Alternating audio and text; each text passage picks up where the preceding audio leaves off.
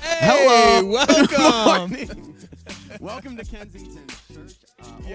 Orion Online. Super glad you guys are here. Yeah, happy Father's Day. Happy Father's Day to you. Appreciate it. And also happy Juneteenth. A couple of stellar dads here. Happy Juneteenth as well. Yes. You got super repping exciting. that shirt. I like it. Repping the shirt. I went to the thing in Madison Heights yesterday. Nice. It was That's awesome. amazing. Yeah. We are so glad you're here. What week are we in the new series? 3? That's a great question. Week 3. That's a really good question. Of the series. 3. Yeah, This 3. is not a good idea right Week here. 3. Anyway, we are so glad you're joining us today. Ooh, look at my name. This Look is at my Sam name. Anderson. That's who I am right there. My name is Jesse Allen. And We are so glad that you are here. Your with name us. was there. You had to stand in front of your name. But that's not how. Okay, anyway, we're so glad you're here for joining us. If there's anything you guys need, man, we just throw it in the comments. Yeah. Like prayer. Yeah, get at us If in you the have comments. anything, throw some emojis at us. We love emojis. Don't you love emojis? I like the praise hand ones. The praise hand, Like or when, like when, the when the clapping worship is one? going, they got like the praise hand Yes, emojis. absolutely. Or It's amazing. Or I the like when pressed people hands. say one word and then clap, and then the next word, and then clap, and then the next word. So it's like, can you believe it? Yeah, You know what I'm talking 100%. about? That's amazing. But like in the Facebook thread. Yeah, I love that. It's great. Absolutely. Yeah. Hey, if you're watching on Facebook, share this in your news feed. It invites people to church with you. If you're Absolutely. watching on YouTube, hit the notification bell, hit the thumbs Like it. up, get at us in the comments, let us know that you're here. Yeah. But it's week 3 So good of to our have you. Defining Moments series. We're hearing the story from Justin Warrens, who is our Birmingham campus pastor, and it's going to be it's going to be an awesome day. It'll be a good day. It It'll is. Be a great day. Super excited. So, and then we're gonna go out and enjoy some Craig's got the sunshine. message today, and the worship team's fire. I heard him warming up earlier. So Awesome. you I guys did are in not for a hear treat. him, We're but- excited. Good to have you. Yeah. All right. Have a Awesome. great rest of the day. Happy Father's Day to all the fathers out there. Yeah. Love you guys. Yeah. Have a great day. Yeah. Bye-bye. Yeah.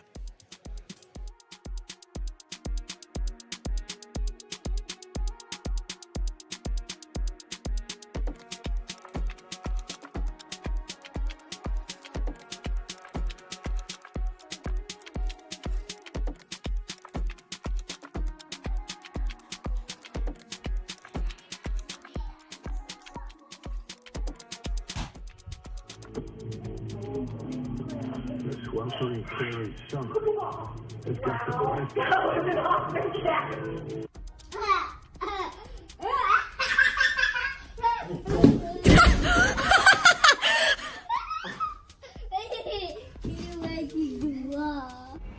Oh, daddy, daddy. Oh, daddy.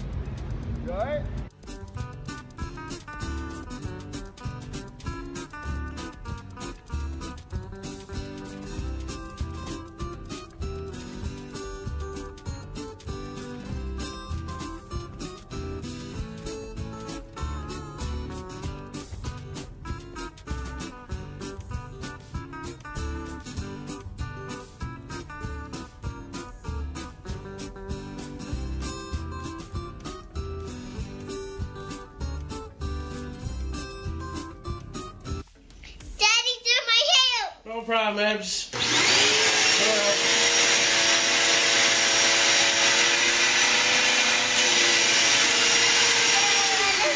Done. Cam!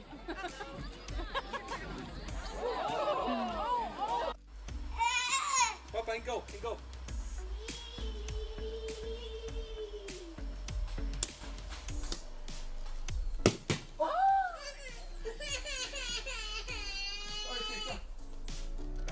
Don't put your foot back. Maybe you're touching Just a minute, sweetheart. I'll be right with you, okay? Stay right there. Put your arms out. Daddy! Kath, careful. Ow! Oh, no. Ow! Oh, are you okay? Ow! Does your head hurt? Yeah. You okay?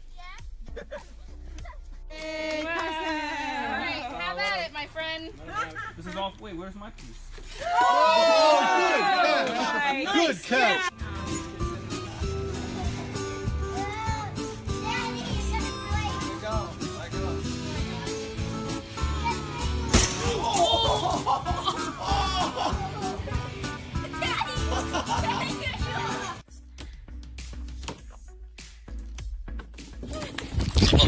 With the save. Y'all seen that on the video?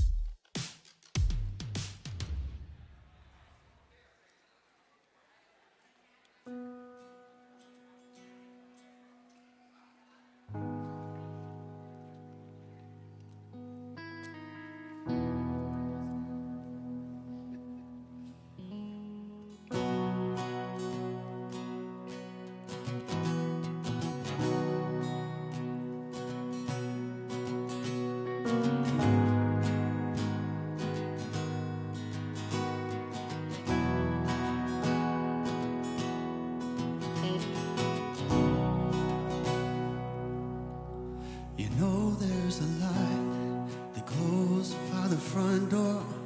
Don't forget the keys under the mat. When childhood stars shine, always stay humble and kind.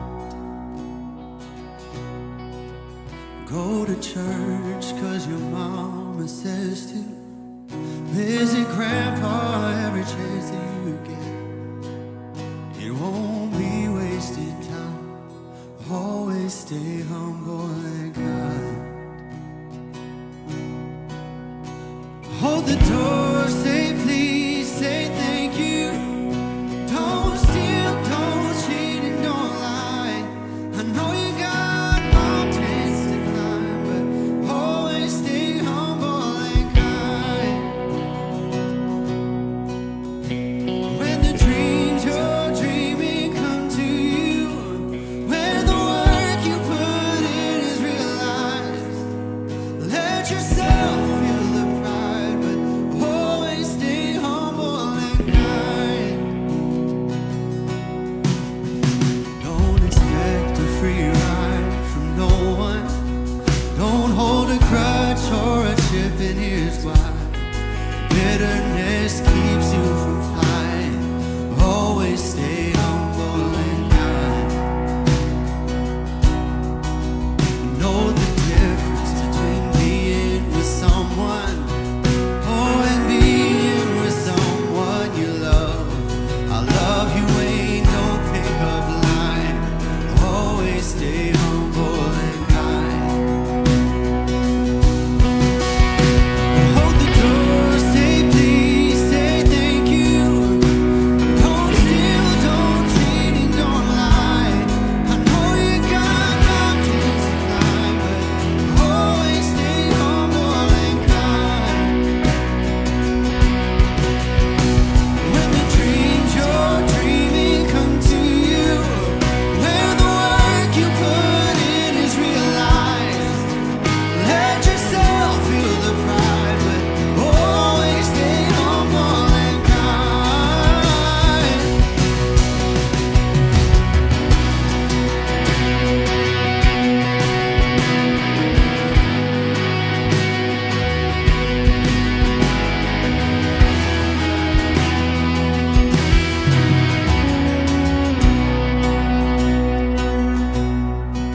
And when it's hot, eat a root beer, popsicle. Shut off the AC and roll the windows down. Let that summer sun shine. Always stay humble and kind. And don't take for granted the love this life gives you. When you get where you're going, don't forget, turn back around and help the next one in line. Always stay humble and kind.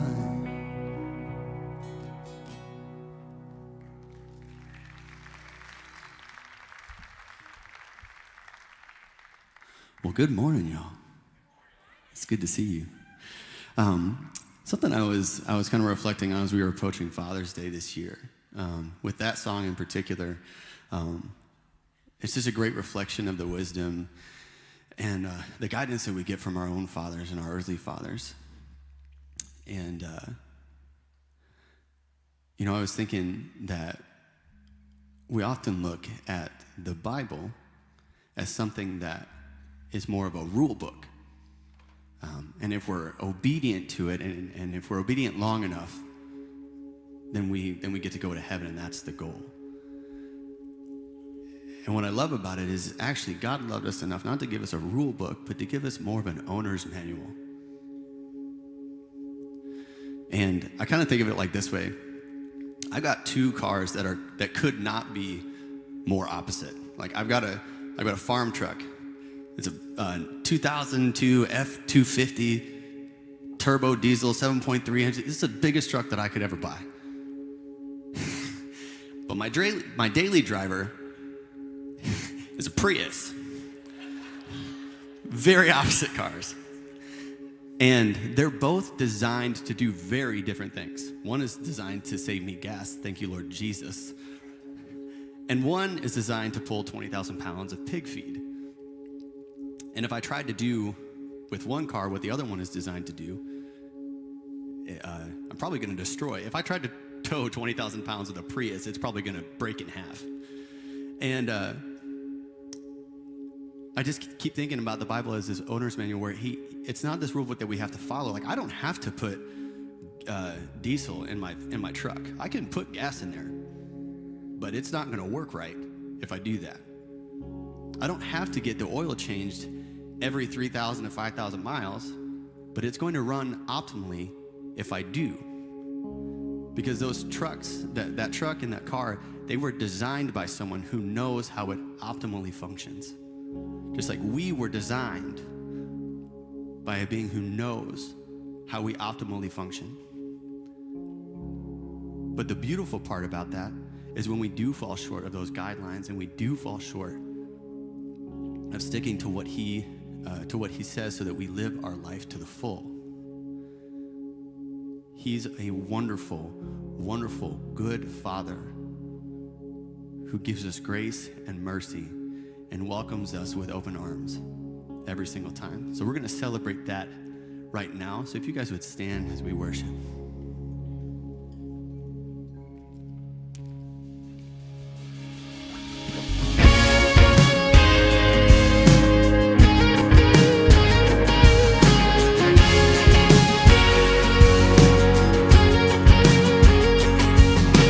Sometimes on this journey, I get lost in my mistakes. What looks to me like weakness is a canvas for your strength. And my story isn't over. No, my story's just begun. And failure won't define me, 'cause that's what my Father does. Yeah, failure won't define me, 'cause that's what my Father does. Ooh, oh, lay your burdens down. Ooh, here in the Father's house. Check your shame at the door, 'cause it ain't welcome anymore. Ooh, oh, you're in the Father's house. Yeah.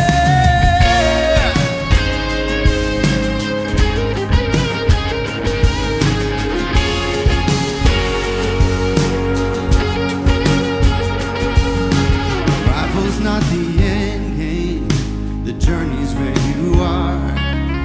You never wanted perfect, you just wanted my heart. And the story isn't over if the story isn't good. Oh, 'cause failure's never final when the Father's in the room. Failure's never final when the Father's in the room. Oh, lay your burdens down. Ooh, here in the Father's house. Check your shame at the door, 'cause it ain't welcome anymore. Ooh,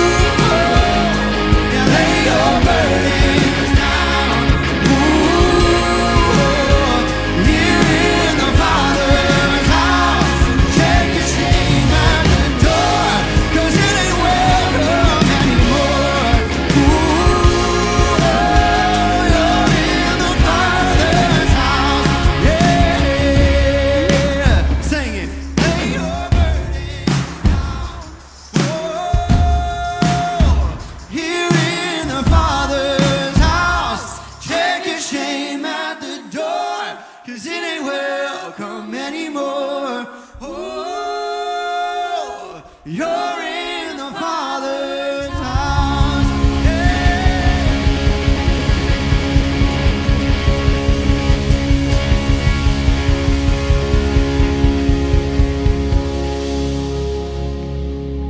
Good morning, good morning, good morning, good morning. You guys can have a seat. You guys can have a seat. Welcome to Kensington, Orion. My name is Sam. Super excited that you guys are here with us today. Thank you for joining us online. Those who are joining us on the stream, super glad you guys are with us as well. So today is an exciting day, man. Today is a day of celebration. Today is a day of celebration. It's June 19th. Sunday fell on a June 19th this year, which is Juneteenth, and then it's also Father's Day.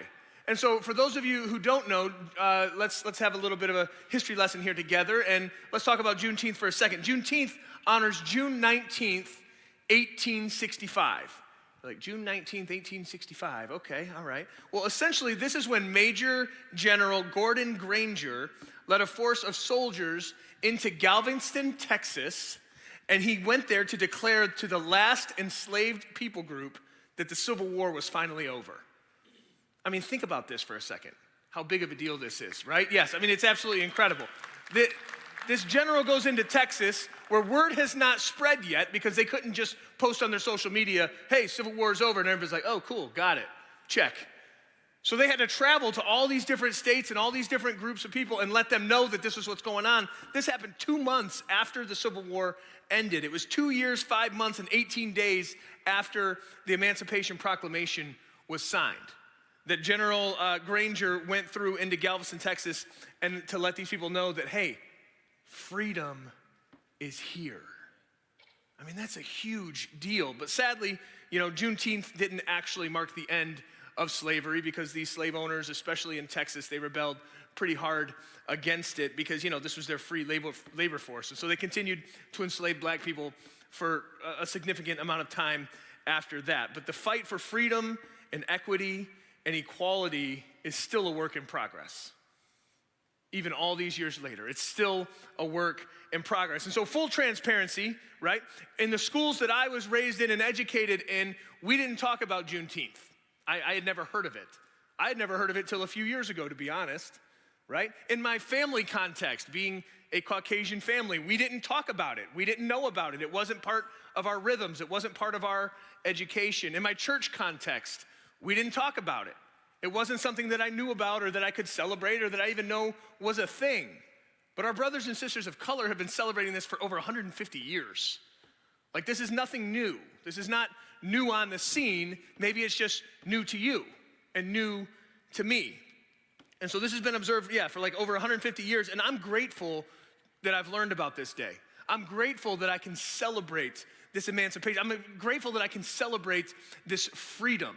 I'm grateful to continue to grow in my knowledge and to continue to expand my understanding. I was able to go yesterday to Madison Heights. They throw this big festival and this big party celebrating Juneteenth with like a rib cook-off and bounce houses and performances and the whole deal. I mean, it was awesome. It was a really, really great time. But today what we do is we stand with our brothers and sisters of color, arm in arm, as fellow image bearers of God.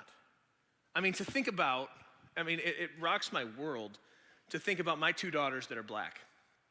And to think that just 150 years ago, they would have been considered subhuman, property, free labor force, rather than the beautiful daughters of God that they are, you know? And so we take days like today and we just pause and we celebrate how far we've come, but yet we also recognize how far we've yet to go. And so I would encourage you and challenge you today, June 19th, Juneteenth, that maybe you would take a few moments to educate yourself, maybe take a few moments to celebrate, maybe take a few moments to see what role you can play in the continuation of striving for equity and equality and inclusion in the world we find ourselves in. Cool? Cool, yeah? Right on, okay. So we're here to celebrate that, but then we're also here to celebrate dads. It's Father's Day as well. And you may have noticed my super awesome shoes that I'm wearing currently. This is my 2022 Father's Day gift. So thought I would rep for you guys. Yes, they are celery-colored Crocs. That's the official title of them. Full with gibbets. I got like a basketball and a golf ball and a slice of pizza. My kids know my love languages, okay? And then I have an alien holding a peace sign. I mean, what screams 90s more than that, right? Like, alien holding a peace sign. And my kids are like trying to educate me on Crocs. Like I'm brand new to the game. Like I wasn't around for the first wave 20 years ago, right? Dad, there's these new shoes called Crocs. I'm like, bro, you don't even know. You don't even know. I went so hard with Crocs, okay? But it's Father's Day today. We're super glad of all the dads here. Now, if you are a dad coming in, you should have received a ticket, a raffle ticket, okay? This is where you're gonna wanna get that out. It looks something like this. If you did not receive a raffle ticket, come back next service and make sure you get a raffle ticket, okay? The logistics of you getting one right now would just be too crazy, so that's not gonna happen, sorry. But in this hat, I have like a bajillion raffle tickets in here, okay? So a bunch of the dads did get them. Basically what we're going to do is we're raffling off Tigers tickets for your family, okay? Ooh, okay, all right, I should have grabbed two, all right? So in this nice little Tigers hat, we have all the raffle tickets. So I'm gonna invite Craig to come on up and to pick the winning ticket for us, okay? So if you've been living right, you'll probably win. If you haven't, just go ahead and put the ticket back in your pocket. There's no way I'm gonna stand up here and not still say something about the Crocs. Come on, man. It's the move. Your kids aren't here, right? This No, service? not yet, not yet, no. I'll have to amend this next service. If Okay. my kids bought me Crocs, if my kids buy me Crocs today, Listen, kids, if you're watching online, get I'm them. getting get them new some Crocs. kids. No. That's all I'm saying. Listen, he needs to get with it, okay? He needs to get with it. All right, grab one, grab a ticket. Oh, all right. Pick the right one. Pick whoever's Right been living one. right. I'm gonna feel the holiness. Yeah, get There's it. one right there. No, not that one. Pick a different one. Okay, that one, that's the one? That's All the right, one. What is it? That's What is it. What are we looking at? We got 3-0. 30437. Who won? Wait. I didn't say the last number yet. 9. 304379. Where we at? In the back. There it is. Over here. Come on up. Come on up. We got the winning dad. Perfect. Look at all of you clapping through your jealousy. That's so mature of you. You're trying hard to You're rejoice like, with those who "Yay, good for that rejoice. guy. Wish it was me. Excellent. Hey, check it out. What's your name? What is it? Doug. Congratulations, Doug. Tigers tickets. Enjoy with your family. Happy Father's Day, dude. Perfect. Awesome. Thank you guys for being a good. You want that one back? Winning ticket, man. Doug might want to frame it. I don't know. Yeah, put it in a poster. Oh, hold on. I'll see what he wants to do. Am I up now? Yeah, you're up. Go for it. All right, see you, Croc boy. Okay, so seriously, that's almost a fireable offense. Like, don't ever come back here in Crocs again. All right, so we do want to shift for a quick minute, and one of my favorite quotes ever about honoring people comes from a guy named Andy Stanley. He once said, "Do for one what you wish you could do for all." And there's just moments where you wish you could do for the masses, a moment of honor, a moment of celebration, but it's just not feasible. And so those are the moments where you pick one. And you do for the one what you wish you could do for all. And so although I would love to honor every single dad in the same way, this service, we're gonna uniquely and specifically honor one dad to represent all dads. But I'm gonna let the people that know him the best do that instead of me. So right here. Hey Dad, happy Father's Day. I wish you could be there this morning, but we'll see you later today. Just wanted to say how awesome you are. You are such a great example of what it means to serve others. You are always doing so much for other people and just never looking for a reward. So really awesome to just have you as an example. Hey Dad, you pretty much said most of it, but thanks for being there in my hardest times. So we love you and we'll see you later. Peace. All right, Scott, Leanne, come on up here for a minute. Come on up. Scott, did you have any idea that this was no? So were you, for a minute, were you like, why are my kids on this screen? What's going on? McGlasson, why are you pulling me up on stage? Through your smile, are you hating me a little bit right now? Hey, Kim actually kind of. Oh, Kim. Maybe I'd be up here. So. Oh, she did. Kim spilled the beans, huh?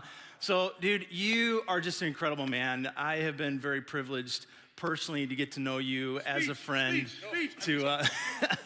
to get to know you and your wife, Leanne, a little bit your boys, and just the way you were celebrated around here, the ways that you serve and give of yourself in so many ways in your personal life and in your community here. And so we just want to say to you, on behalf of all dads today, happy Father's Day, and a little something to enjoy time with your family. So, all right, buddy. Happy Father's Day. Yeah, I don't know why Sam gave that to you. I think he wanted you to sing or something, but...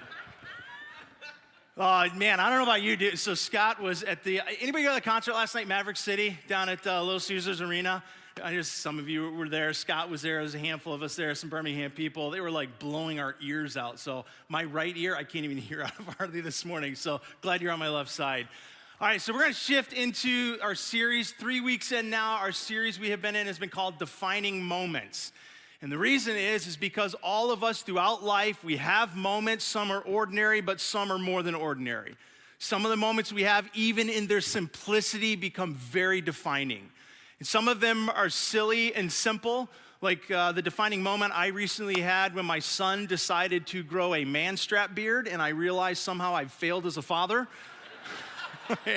I made an ultimatum, shave it or move. That's the only option.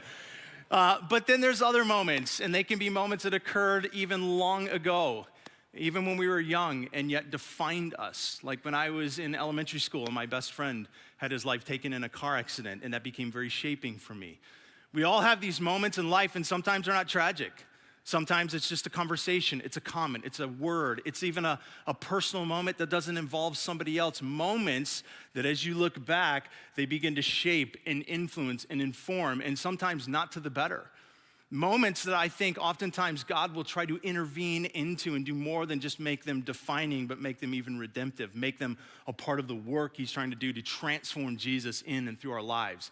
And so for the 4 weeks of the series, we're looking at different staff members here at Kensington and just a defining moment in their life and how God has intervened into it to even show how God, I think, did something more than just in their life, but longs to do similar work in all of our lives. So this morning, we're gonna watch a video and a bit of a story and defining moment from our Birmingham campus pastor, Justin Warren. So here's Justin. When we call God Father, how does it make you feel? Does it give you a pit in your stomach? Maybe your father was absent when you were a kid. Maybe he didn't treat you well. Or maybe he was just a little hard to please. Our human relationships, especially with our parents and authority figures, directly impact the way we view God and how we perceive ourselves. What if we were able to hear what God says about us? What if we saw ourselves as he sees us?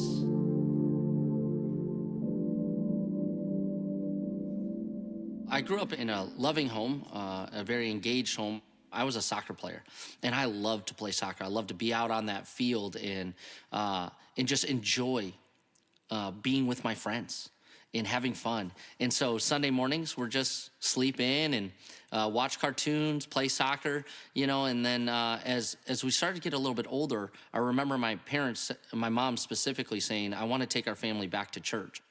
And so I started to find myself involved in small group and attending church because I wanted to and serving. And so when I went off to college and I'm at Michigan State, I got invited to be a part of a community and I got asked to go on this retreat. And so I said yes, because I wanted to meet people. I wanted to connect with people. And I really wanted to play some ultimate Frisbee with some friends. And so I go on this retreat and we're at this random kind of old school retreat, smelled not great. We're kind of meeting in this cafetorium. So I find this folding chair and I sit in the back and I remember that the pastor who's kind of leading us this entire weekend, he starts to talk about this practice of the Jewish community called Shabbat, this practice of gathering together on Friday nights to experience dinner together, to kind of pause, to slow down, to see each other. And I remember as he begins to lean into this moment and teach, that I'm starting to be drawn into what he's saying. As he began to describe the Shabbat dinner where they would gather together around a meal and they would share and break bread and they would share it with one another and they would share stories and prayers and songs. All of a sudden, this image of what this moment for families was like began to kind of stir my heart, and I felt myself just being drawn closer and closer. And as KB began to describe some of the moments in the Shabbat dinner, I noticed my heart began to soften. And he started to describe this one moment that would happen at the Shabbat dinner. This one moment where a dad would look at each one of his children and he would pull his children close. And I remember KB putting his hands out like he was grabbing somebody's face, like grabbing one of his son's faces, and he would say, and what this father would do is he'd pull this child close and he would look at them. And in that moment, he would speak a word of encouragement over them. He would tell that child what he saw them do that week. And then he would tell that child how much he loved them. And as KB did that, my heart just started to leap. And tears started to stream down my face. Because the next thing that KB said started to break something in me that I didn't know was hurting, that I didn't know that I'd been struggling with. In that moment, he looked with his hands just in that space, and he goes, and by the way, this is what God does for us every single day. God the Father brings us closer, and he speaks words of encouragement and life, and he tells us how much he loves us. And it was kind of like the moment stopped. And I started thinking about my life, and I started to realize, I grew up in this very loving home, a very kind home, a home that was filled with words of, I'm proud of you. You did a good job. Words of approval, but words that always felt like I had to earn. There was this moment where I started to realize that I couldn't remember one time my dad said the word, I love you. I could remember times where he said, I'm proud of you. You did a good job. But in that moment, in that image of a father who draws his child, his son, close and tells them that they are loved for who they are, not just what they've done, I broke. It was like this foundation of everything that I strived for in life. Everything I was building my life around, approval and identity and gaining accolades and being celebrated. It wasn't enough. And so I just wept. I remember leaving that chair that day and seeing the world totally different. And then it started to do something in me where I started to I went through different phases of being bitter and sad that I didn't hear those words, and how much I longed to hear those words. But as I started to kind of walk outside, as I started to walk around that campground that day, I felt like there was this other image that started to kind of bubble up, kind of rise to the surface, and it was the image of God kind of leaning in and whispering to me. He goes, but I say that to you. I love you. I see you. And you have all the approval in me.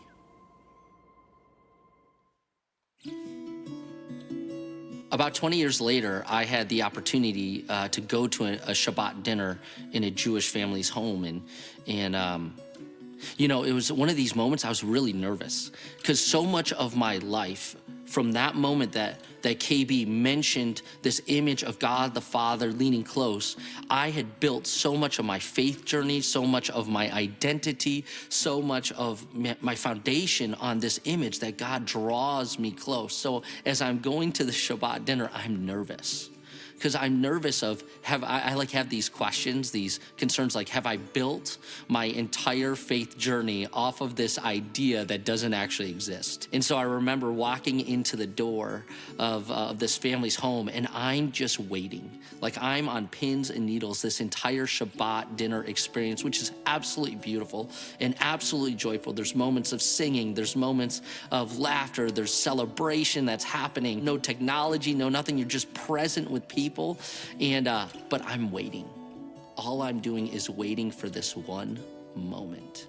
I remember this moment as I see the rabbi, this father, look at each one of his children, and quietly, without anyone else watching, I watch him grab his child's face and bring them close, and just forehead to forehead, I watch him whisper words of encouragement into his son's ear. And then I watch him pull his daughter close, and they start to laugh, and they start to giggle, and they start to smile. And I went up to that dad, and I asked him, I go, what do you say? And he goes, I pray for them. And I speak, I tell him a few of the things that I just love about them and how unique they are. In that moment where I was giggling with my daughter, I was just so grateful for her goofiness and how I just enjoy being with her. And all of a sudden, this moment just came full circle, because what happened out of that Shabbat dinner image 20 years earlier was there was moments where my dad and I started having these conversations about faith and life and love. And I saw through my dad's story, I saw his relationship with his dad and my grandfather's relationship with his dad. And I watched this journey where every single dad tried to do better, tried to love their sons and their daughters a little bit better. And all of a sudden, like through those 20 years, my faith and my life and my foundation began to build on this idea that what God does is he just draws us close and speaks words of life and tells us how he loves us and how we're uniquely designed.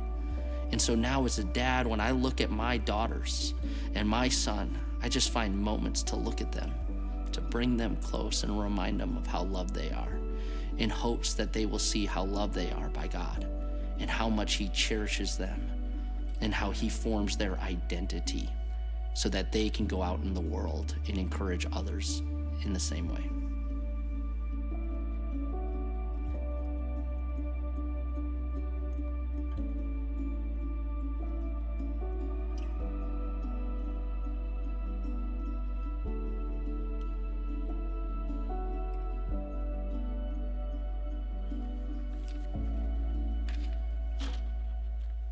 Let me just pray. Father,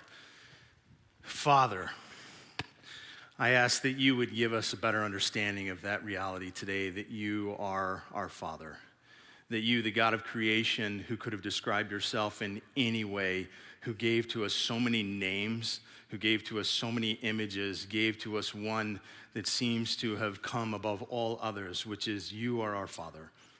And I pray that you'd help us to understand something deeper about that we each need to understand today, that would draw our hearts towards you, that would convince us of your heart for us. I pray today on this day, Father's Day, God, that there would just be a unique way that you interact with each of us, your sons, your daughters, the creation of your intent in your hand. And I pray, Jesus, that you would be exalted and lifted up. I pray that you would help any and everything that I say today to honor the person of Jesus, to be truthful to these scriptures that you have given us. And God, I just pray that you would draw us to yourself. In Jesus' name, amen.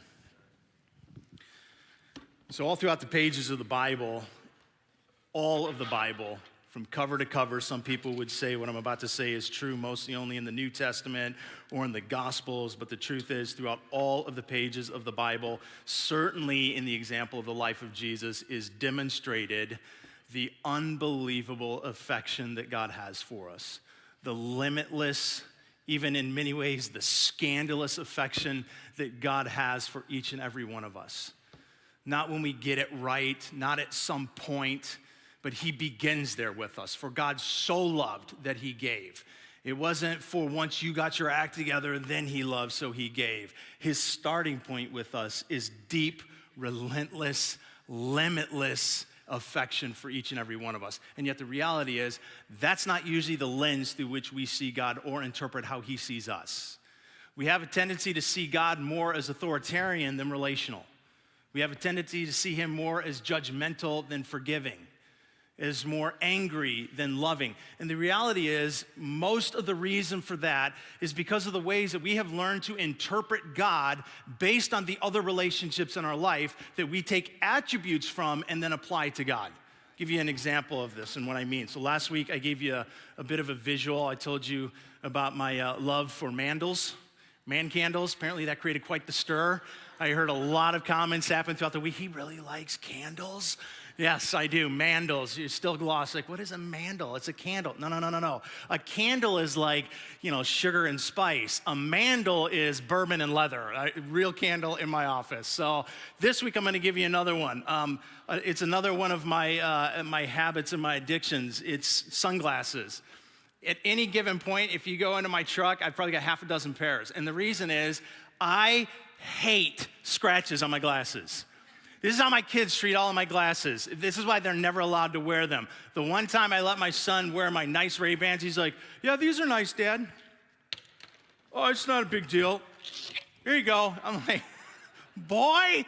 So I hate scratches on my glasses for the obvious reasons. If you look through them, it's just that you guys, anybody like me? Like that one little scratch way off in the left corner that doesn't obstruct anything. It's all you see when you've got your glasses on, right? Hate it. And so I've always, if I get a scratch, I have to get a new pair of glasses. Here's the thing though. I think that the way that we see God is like through a set of glasses. And the reality is, as we go through life, those glasses pick up scratches. The relationships that we have, the encounters that we have, religious, non-religious, in our families, in our community, that we have this tendency to take all the different relationships in life that we have, especially those that seem to be closer to or more intentionally represent God, and we take those attributes of those people and we apply them to God. Now here's a problem. Sometimes that gives us good pictures of God. But because every single one of us is broken and fallen and an imperfect reflection of God, what it does is it scratches our glasses. So every time somebody behaves in a way not like God and you take an attribute from them, it's a scratch. And it puts there's a gnarly one right there. And then this is what happens, is it starts to distort the lenses through which you use to see God. And I think one of the relationships in our lives that has the power to do that unlike any other is the relationship with our parents. Relationship with mom. Relationship with dad. When I was growing up, I've told you this before, some of you know this, it'll be new for some of you. My dad is blind. He was blind almost since after birth, had a medical issue when he was born, ended up costing him his eyes, so he's grown up with no ability to see his whole life. And growing up with a blind dad is both interesting and challenging. If you ever want to know how to pull a really good prank on a blind guy, I'm your man. I can tell you. And it's not as easy as you would think. I'm telling you, my dad's supersonic hearing. You're like, this guy is weird. He pranks blind guys, just my dad. But my dad is he's an incredible human being, really difficult to prank. We would sneak downstairs in the middle of the night. I am not making this up. And I'd hear this. Craig, go back to bed. I'm like, that man is not blind. He's lying. I don't know what he's doing, right? But he just, crazy. Anyways, but that also came with a unique set of challenges because that for him created a lot of insecurity, a lot of struggle. My dad is very independent, driven, and self-reliant, and being blind, it just created certain limits and it created certain challenges as he related to us as kids. I was the firstborn, and we all know it, man. The firstborn, that's where you learn to be a parent. That's where you make most of your mistakes. And so there was this one time, I'll never forget, super young, little kid trying to cut the lawn. It was one of those old push mowers with just a wheel. You remember those things? You just push it along, you were the gas. And so that thing stayed outside all the time. And after, I don't know how many times in the rain, it just rusted up. And I remember it getting progressively difficult more and more this one summer. And I was small enough that when I had my hands out trying to push it, like it was kind of like up here. So I was a little dude. And I remember this one time, my dad said, go cut the lawn. And I was just taking forever because I couldn't get the thing to move. Like it was seized up completely. And so my dad would come to the door periodically and he'd shout, cut the lawn. I'm like, I'm trying. And he'd cut the lawn. I'm trying. And granted, I was the squirrel brain kid. I was like easily distractible squirrel. I did not focus, pay attention, ADD through the charts. So my dad had reason to believe I was probably drawing this thing out, but he just wouldn't take my word for it. And there was one time where I don't know how many times he had said, cut the lawn and cut the lawn and cut the lawn. And he just felt like I was messing around and wasn't trying. This was one of those times I was uniquely, genuinely trying to get this lawn cut. He came flying out the door right up to me, and I'll never forget, snatched me around the neck, spun me around, and then threw me to the ground after he was done yelling at me. And I remember even my mom standing in the door trying to explain to my dad that I was actually telling the truth, and my dad just kind of even storming past her and going back into the house. Years later, when I was an adult, my wife and I were married, Nicole and I were about to have our first son, my dad called me up, took me out to lunch one day, we sat down, we talked, and he actually apologized for that moment, years later. Told me that among all of his moments with me as a dad, he considered that to be one of his greatest moments of failure. So there was a good moment he and I had later on in life. But the problem is that that moment when it occurred for me communicated a message I didn't know how to put words to at the time, but became a message that I have battled all the way till today throughout the rest of my life, probably will. And the message is this: you are alone and you are a disappointment. I have often felt throughout life like I have to figure everything out on my own, whether it's how to be a husband, a father, how to fix things, how to build things. I've just got to figure it out. And it's weak if you have to ask for help. And I know all of that's broken. I know that's not right thinking, but it was a message delivered to me early on. And then you're a disappointment. No matter what you do, it's never good enough. People will see your mistakes more than your successes. You're going to be a poser for the rest of your life until people find you out. And there was just this message in my head. Now, here's why I tell you that. Because what began to happen as I started to grow up and tried to see God, guess what lenses I saw him through? I'm alone, and I'm a disappointment. And the way that my dad had learned to relate to me and me to my dad became the lenses through which I saw my Heavenly Father. And probably for you, you could relate, and maybe it's not your dad, but I would suggest that probably all of us have some message that's been delivered at some point in our life that has scratched those lenses and created a less than clear picture of who God is as a father. And maybe it came from a mom, a teacher, a boss, a coach, a girlfriend, a boyfriend, but a message that has created a scratched set of lenses that you're trying to understand God through. And the best way to understand who God truly is and what God's truly like is to allow God himself to define himself. A.W. Tozer, who's a bit of a hero of the faith, died in 1963, wrote a book called Knowledge of the Holy. On your screen, he once wrote this about the power of God and how we describe him. Without doubt, the mightiest thought the mind can entertain is the thought of God. And the weightiest word any language has is its word for God. And so Tozer would then, based on that, he would go on to say this, one of his most famous quotes ever. What comes into our minds when we think about God is the most important thing about us. What comes into our minds when we think about God is the most important thing about us. But I would contend that for most of us, what comes into our mind when we think about God is not a very accurate picture most of the time. There's bits of it, there's parts of it, but there's a lot of distortion and scratches on the lenses. You know, even Jesus with his disciples spent most of his time with them reframing their understanding of God, and particularly how God felt about them. Which is why in one particular place in the Bible, one of the only times recorded the disciples asked Jesus to teach them something was to teach them how to pray, because they witnessed how Jesus would talk to God the Father. Relationally, affectionately, he would approach him without the pop and stance, without the hierarchy. I mean, there was a difference in how he approached God. And so there was something that they saw that they wanted to know how to do. And so there was a recorded time where they came to him and they said, listen, will you teach us how to pray? And they weren't simply saying, tell us what to say to God. They were actually asking, tell us and show us how to relate to God. And so thus is born the Lord's Prayer, which in the first two words of that prayer is where Jesus begins to radically transform for then, and in many ways for us, but I think it's often been neglected because it's become so common for us, but reframe in just the first two words the understanding of God. And you know what they are? Our what? Our Father. The minute the disciples would have heard that, there would have been a gasp. Like there would have been a bit of a shock on their part. And then at least 189 other times throughout the Bible, God would be described as a father. So if you want to know how God himself describes himself, of all the ways he does, one of the ones that comes to the surface again and again and again more than most is the word and term Father. God is an immensely powerful and passionately personable Father.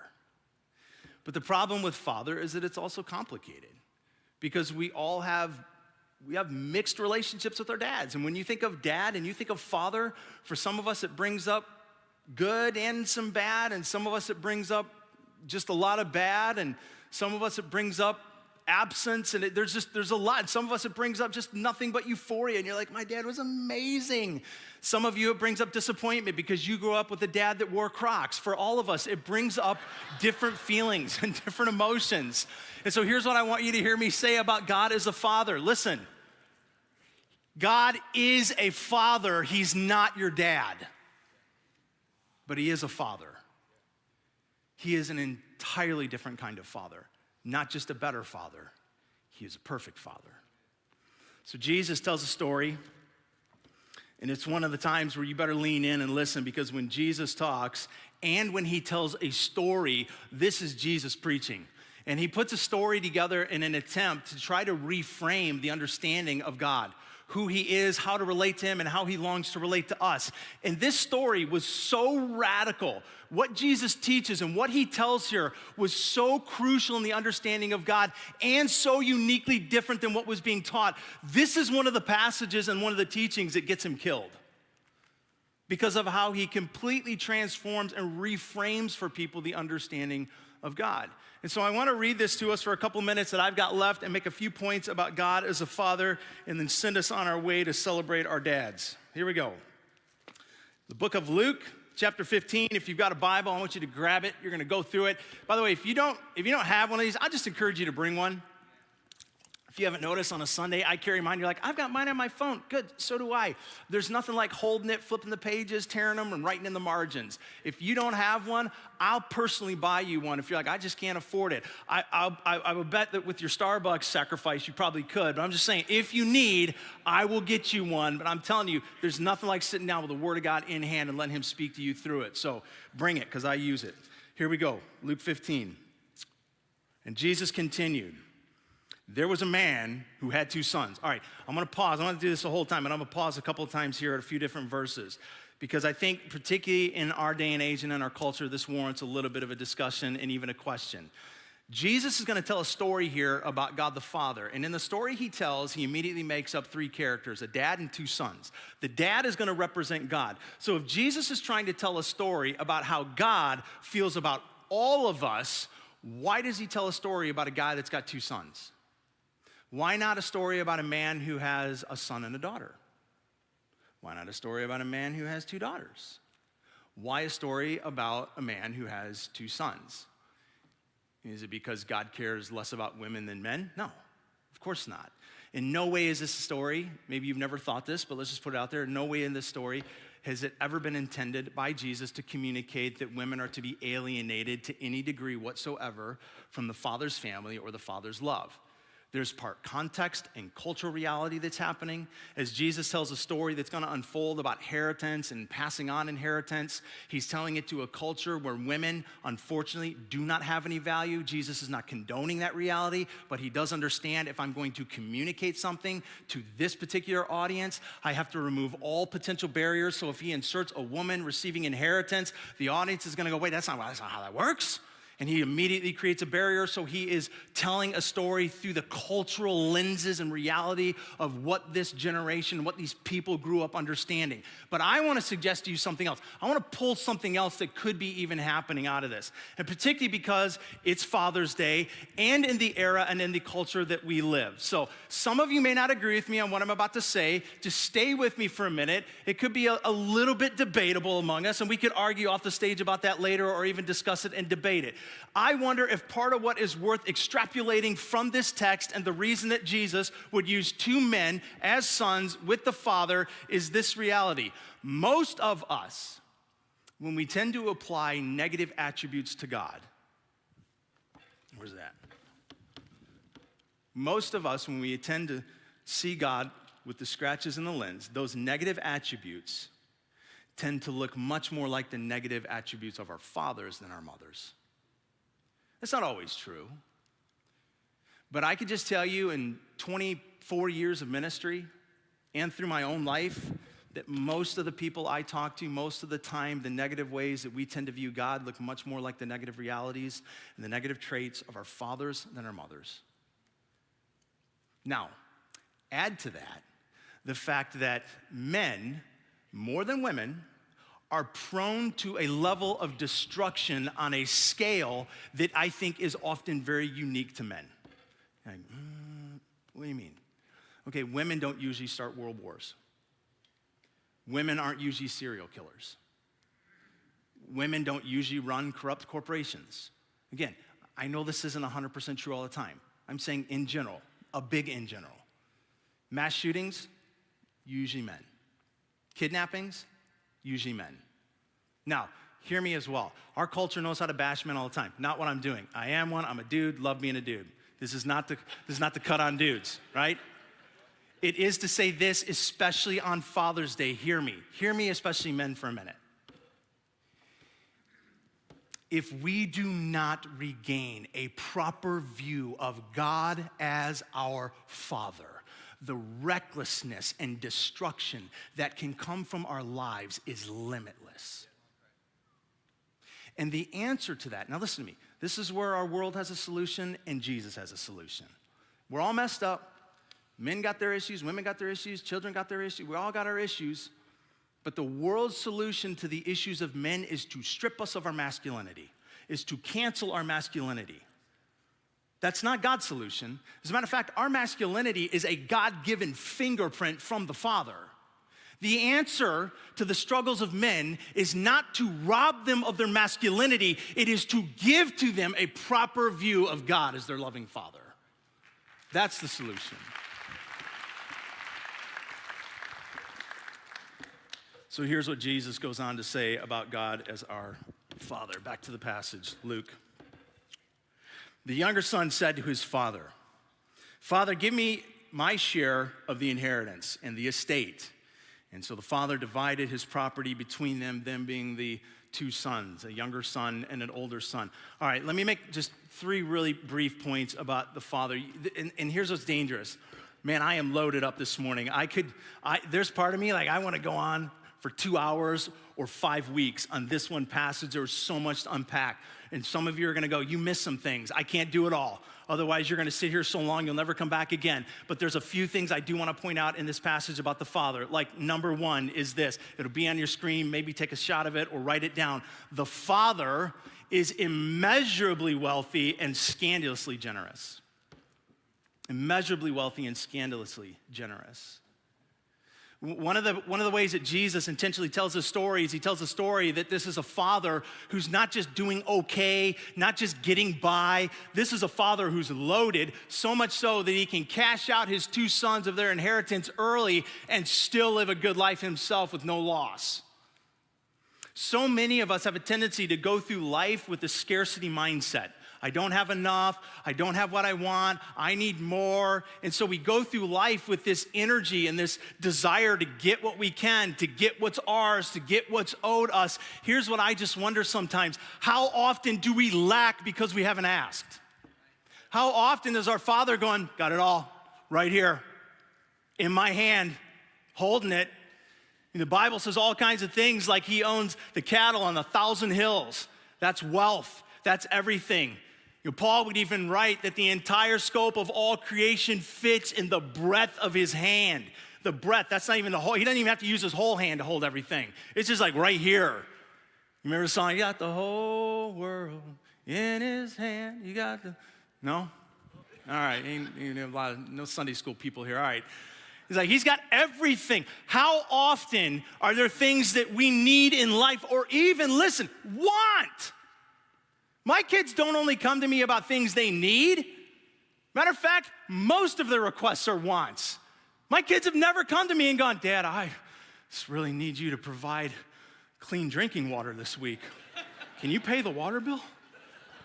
Dad, I really need soap when I wash. They've never asked me for a need. Wants all day long. All day long. You and my girls this last week, Dad, we need a new cell phone. No, sweetheart, that's a want. That's not a need. And you got a cell phone. But have you ever gone to the Father with the understanding that he is limitlessly wealthy and just said, Dad, I need or I want, would you give? It's unbelievable to me that this father says yes to this request, because this is where his scandalous generosity and his limitless wealth come together. Because any son, any daughter, you go to your parent today and say, hey, what you're saving up for me when you're gone, can I get it now? Like, there's a little bit of offense in that, right? My father-in-law made the mistake a couple years ago of telling us what he was saving up for us, and I was like, wow. And then my son goes, how long do you think Grandpa's gonna live? I was like, boy, I don't know. Well, let's hope not long. No, so I'm gonna spend time with my father-in-law later. I love that man. But listen, he says, give me everything that's mine. I want it now. Now, this is not our culture. This is a totally different culture. This is an era, and this is a culture where this isn't just offensive. This isn't like, no, you're grounded. How dare you? This is, I could cut you out of my family. I could have you stoned to death, and nobody in the community would bat an eye. Because there's an order to things here, and you're not first. First is my firstborn. It's the eldest. And then you. And all of that is when I'm gone, not now. And yet here comes this son asking for what he doesn't need. It's what he wants. And what does the father say? What's he say? He says yes. And he gives it to him. He hands it over to him. There's a time where Jesus' brother James, you can put it on the screen, he actually writes about this reality that there are times and moments in our life where the things that we don't have is simply because we don't ask. He says, you desire, but you do not have. So you kill, you covet, but you cannot get what you want. So you quarrel and you fight. You do not have because, just say it, what, why? So what is it that you need to ask of your father right now? And don't just go like need mode. Maybe there's something you just long for from him that's a want. Is there something in your life right now, need, want, that possibly the only barrier is you're not asking? You're not asking the good father who has the ability to say yes. And he doesn't always, but he does often. In God, I think, like the father in this story, he has everything you need. But here's a caution.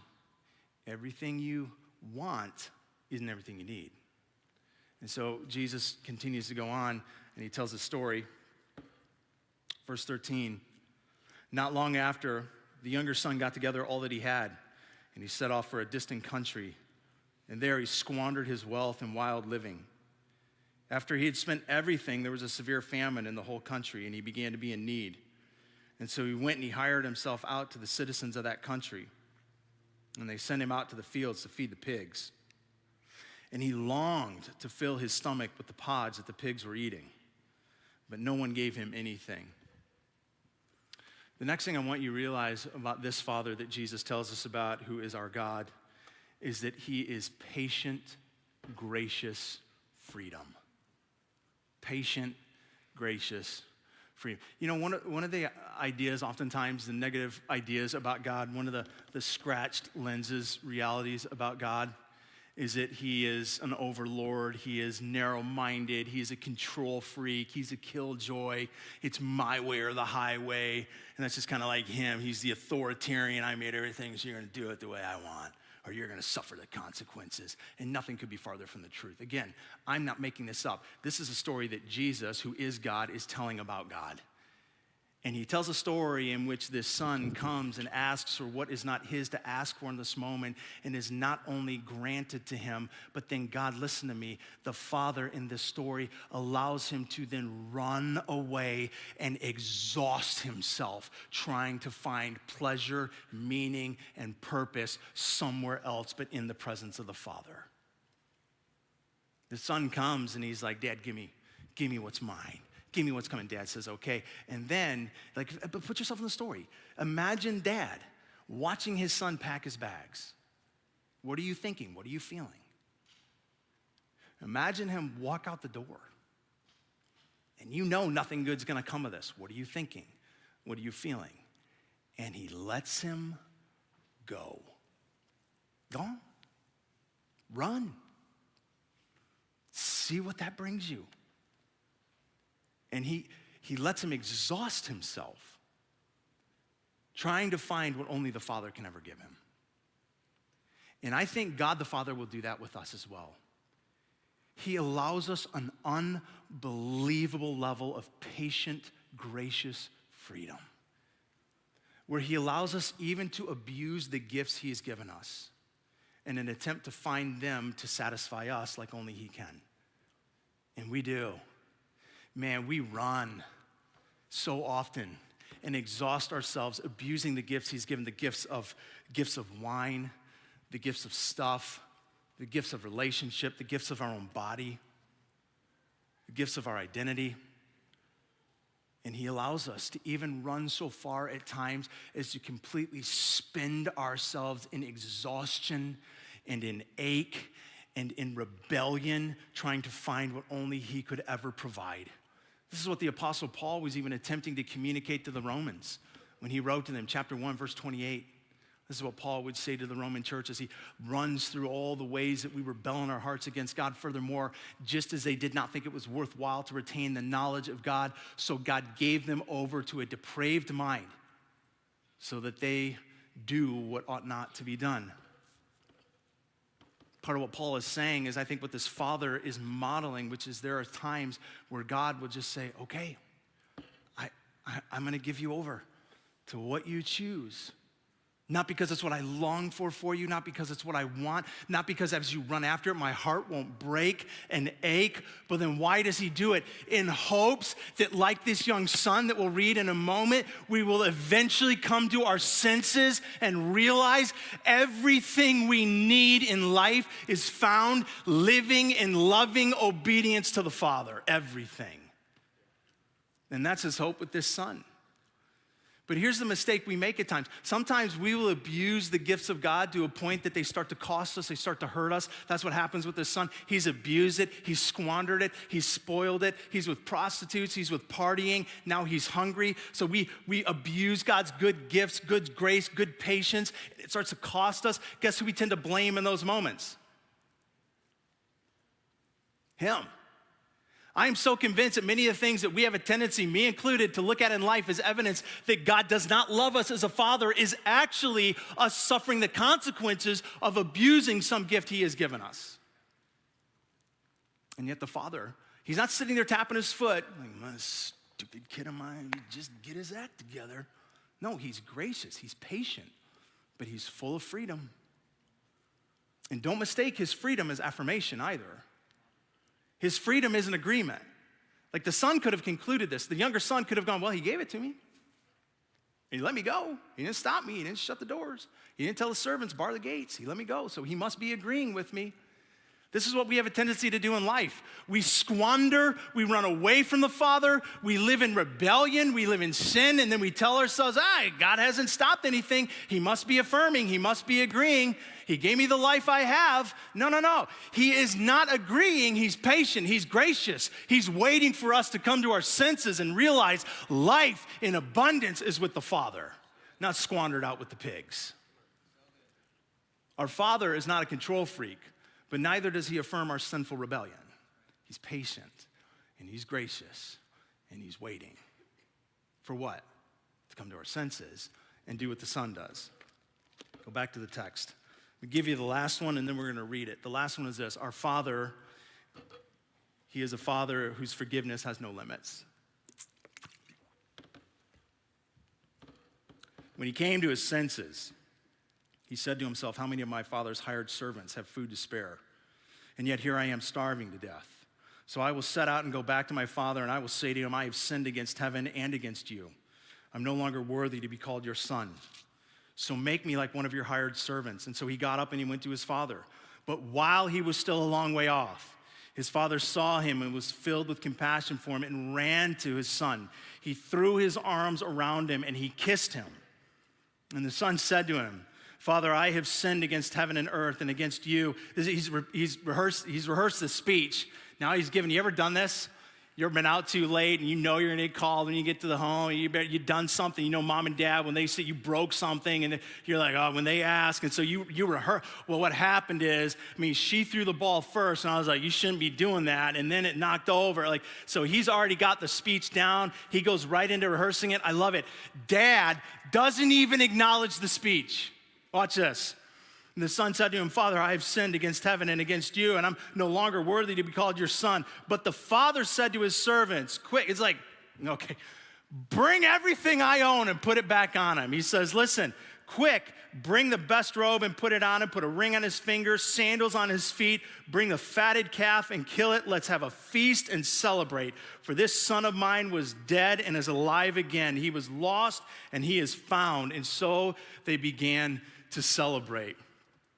When the son is off in the field, he has this moment, it says, where he starts to come to his senses. And in the moment of coming to his senses, the first place that he goes is self-loathing. I'm not even worthy to be called his son anymore. Maybe he'll at least let me be a servant in the house. And so he goes back with the speech and he's gonna rehearse it all. Do you know that the self-loathing voice that is the scratch on the lenses of what God is like usually begins like this young man?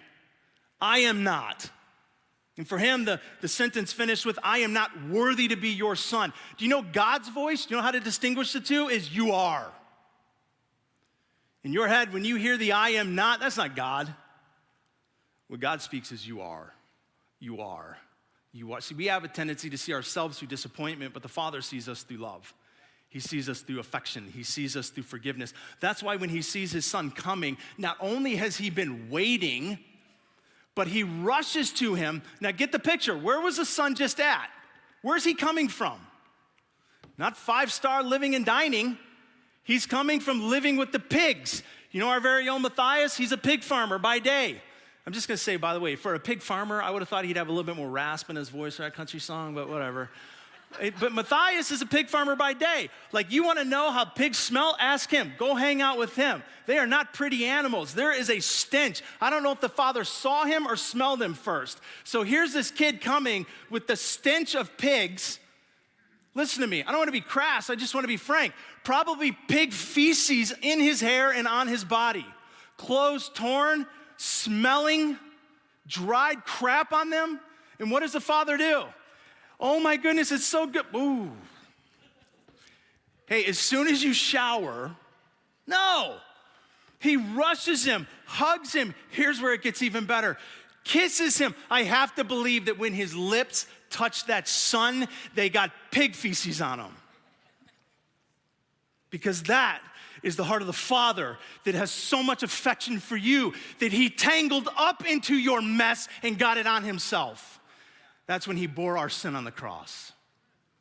The Father runs to the Son and gives no acknowledgement of his smell, of his repulsiveness, of his filth, and instead he wraps his arms around him, he kisses him, puts a robe on him, he covers over his filth. He doesn't say, go clean yourself up, and once you start to do a little bit of work on yourself, then you and I are gonna sit down and have a great reunion. He says, no, all the work to clean is mine. You just be in my presence, and I'll put all of my dignity back around you. I'll put all of my wealth back around you, and I'll start the process of cleansing. That's the heart of the Father for you. There is not a single thing you can do in this world, and there's not a single thing you can do 1,000,000 times over in this world that the heart of the Father will not treat you the same way. Just come back. Just come back. And I will wrap my dignity and my worth around you. There is one more character in the story, though, and I want to see him really quickly. Verse 23. Meanwhile, the older son was in the field. And when he came near the house, he heard the music and the dancing, and so he called one of the servants and he asked him, "What's going on?" "Your brother's come home," he replied, "and your father has killed the fatted calf, and he has him back safe and sound." And so the older brother became angry and refused to go in. And so his father went out and pleaded with him. I love this. The older son. Some of us in here are more like the younger son. Some of us are more like the older son. Here's the older son's play. "Wait, you're celebrating? Well, I'm not going to celebrate." Okay. Ooh, it hurts us. Okay. But that's his play. He's going to stay out in the field. He's like, if you're happy, I'm not going to be happy. You're going to celebrate that punk brother of mine? Well, I'm not going to go in. I'm going to stay out here. What does the father do? He rushes to his older son and he begs him, "Please come back in. You don't understand. This brother of yours was lost and now he's home and we rejoice, but I want you in the home with me." You know what's interesting? The only person in this story of these two sons, right? Two sons, one self-loathing, one self-righteous, both in need of the father, no less than the other. But of this story, who's the one person that has the full right to enjoy all that he has with no shame? The pleasure of everything he owns with no regret? The father. And yet who's the one person that continues to sacrifice the enjoyment of all that he has? The father. Because with the younger son, while the son's off, where's dad? It says he's outside waiting, because it said when he was so a long way off, he saw his son, which means he's outside. He's looking, he's waiting. Somewhere he's coming. And I'm gonna be here when he does. I'm waiting. He's not inside in his lazy boy, enjoying a glass of Malbec, binging the next season of Ozark. I know what you watch. He's not reading the evening newspaper. He's outside waiting. He's not inside enjoying all the fullness of what is his to enjoy. And with the older son, he is enjoying. He's partying. And the minute he finds out the older son's outside, what does he do? He goes outside. He's not inside having steak, calling over the waiter to top off his glass, catching up with friends. He again is sacrificing the full enjoyment of all that is his to enjoy. Why? Because he's doing the same thing with the older as with the younger, inviting them home to live in the fullness of his presence. You know, Jesus, I believe, tells us that he's doing the same thing as God with us right now, refusing to enjoy the fullness of all that is his to enjoy, the pleasure of all that is his to enjoy as he invites us home. In Luke 22, when Jesus had his last dinner, the Last Supper, the Passover feast with his disciples, he actually said to them as they were taking communion together, which would later become communion, at that time it was Passover, he said, "I will not do this again. I will not eat of this table again until we do it together in the kingdom." And then in Revelation 19, John would be given this vision of what's to come, which is the wedding feast, the feast of the Lamb in eternity, where we all dine together. So there is this very real picture of even God himself saying, "I am refusing the fullness of all that is mine to enjoy until the day I do it again at the table with my sons and daughters who will come home to me." Listen to me. Your Father's heart has no limit to its love for you, to its generosity, to its freedom, and to its grace. He ain't your dad, but he is your Father. We're going to celebrate communion as we bring it to a close this morning. And so I'm going to invite you in a minute to come up when you're ready. There's going to be tables kind of spread around the room. So find a spot, grab it. Maybe you do it there. Maybe you take it back to your seat. But as you do, and as you celebrate communion, I want you to do it with this in mind. This is a moment of both remembrance and foreshadowing, to remember what Jesus has done, and it foreshadows the day that we will all one time sit in the Father's house, Jesus at the head of the table, and we will dine and wine together with our dad in his presence, our good, perfect Father.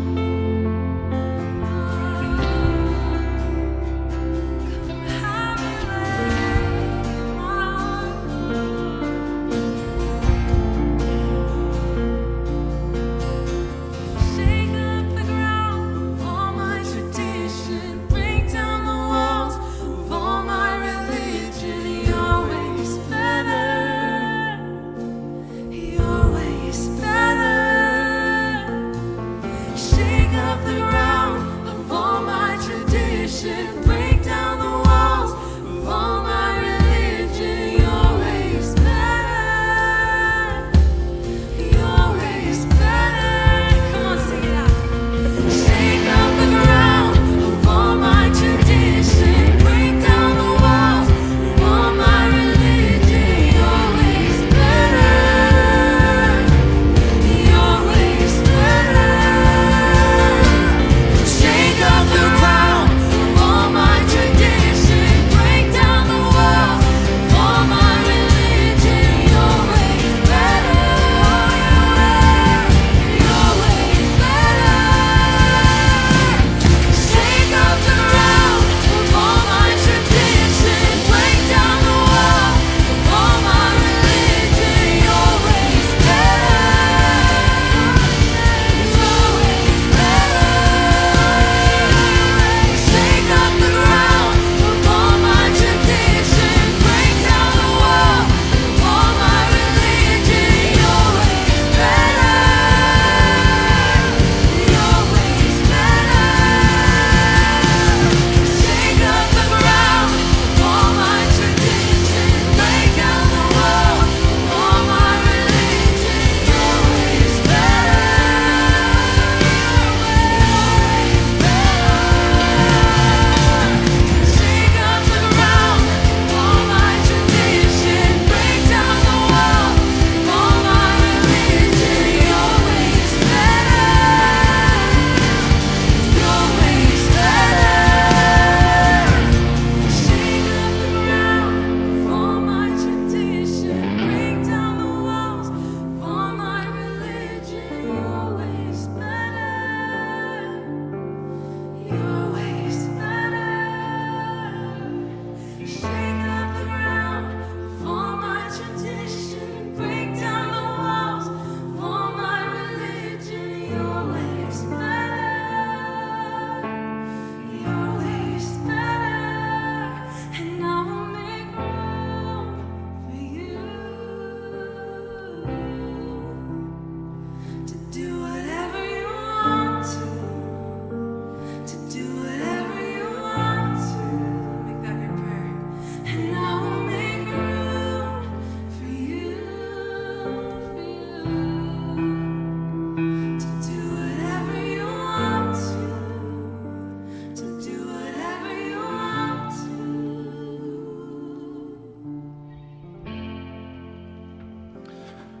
All right, as we wrap up and move out this morning, yeah, you can celebrate the Lord in that. Come on up.